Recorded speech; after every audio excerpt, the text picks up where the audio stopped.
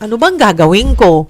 Paano bang gagawin ko? Ano yung unang-una? Gusto kong mag-enroll dyan sa Yakap program. Paano po? Okay. So, Miss Cheryl, we fully understand yung mga feedback mo ngayon.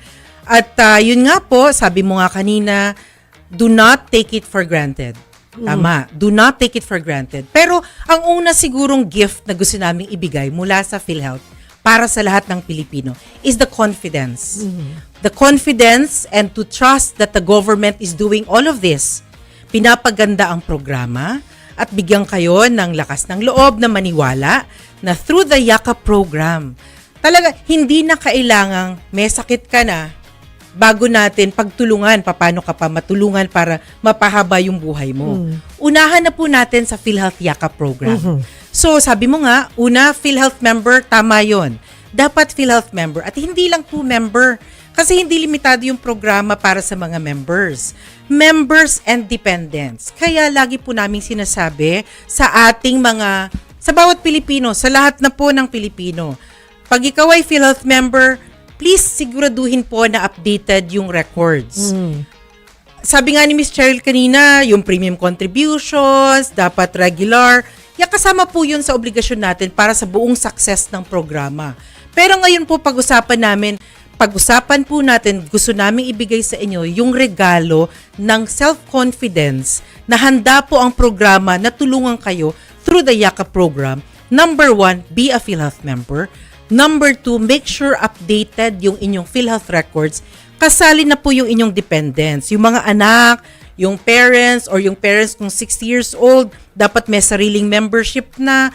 Lahat po, remember yung ating dependents, hindi lang yan sa anak na, kahit yung sabi natin, anak sa labas. No? Basta anak mo talaga. No? Oo, kahit pa nga adopted or foster child, declare them as dependents. Dahil po ang PhilHealth Yakap, hindi lang po sa member, lahat po ng beneficiaries ng PhilHealth, kasama yung dependents, ay pwede sa Yakap Clinic. Okay. Second, pumili ng Yakap Clinic. Halimbawa ako, nasa Manila ako ngayon because of my work, pero yung kids ko, merong nasa Manila din nag-aaral, meron namang nandun pa sa Mindanao.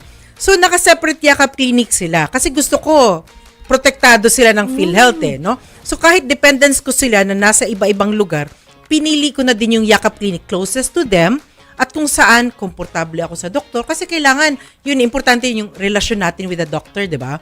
Kaya nga, we can only be honest with our family history, our health lifestyle, our health conditions, pag komportable tayo.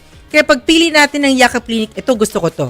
Ito malapit sa amin, at ito malapit sa anak ko, at ito gusto ko yung mga doktor nandito. May mga ganong tayo minsan mga parameters So, piliin nyo na yung Yakap Clinic para sa inyo at sa lahat ng inyong dependents. Paano kami pipili ng Yakap Clinic? Saan namin makikita ang listahang yan? Okay. There are 3 steps. We can do it online through the eGov.ph Super App.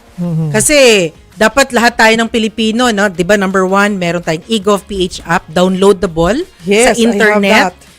Ako, galing ako Malaysia for a service mission and lahat ng OFW doon very familiar with the eGov.ph Super App.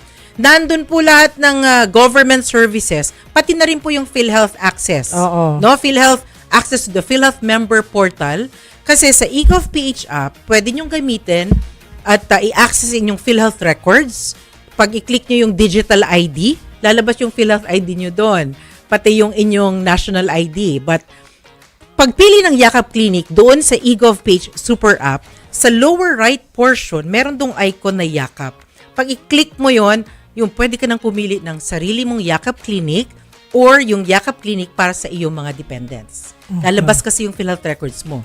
Now, the other step, kung didiretso ka dun sa PhilHealth Member Portal mismo ng PhilHealth. Type nyo lang po, PhilHealth Member Portal, lalabas po yung ating website, app. Pwede kayong pumili ng iyong Yakap Clinic. But of course, kailangan meron kang registered account sa PhilHealth Member Portal. Ngayon, may access ka na sa PhilHealth records mo, meron ka ng access sa Member Portal, madami ka nang pwedeng gawin doon sa Member Portal account na yon. Pati na ang pagpili ng Yakap Clinic. Now, ang pangatlo, kasi minsan, yung iba, Yakap. hindi masyadong, yes, that's the Yakap icon. Ano po?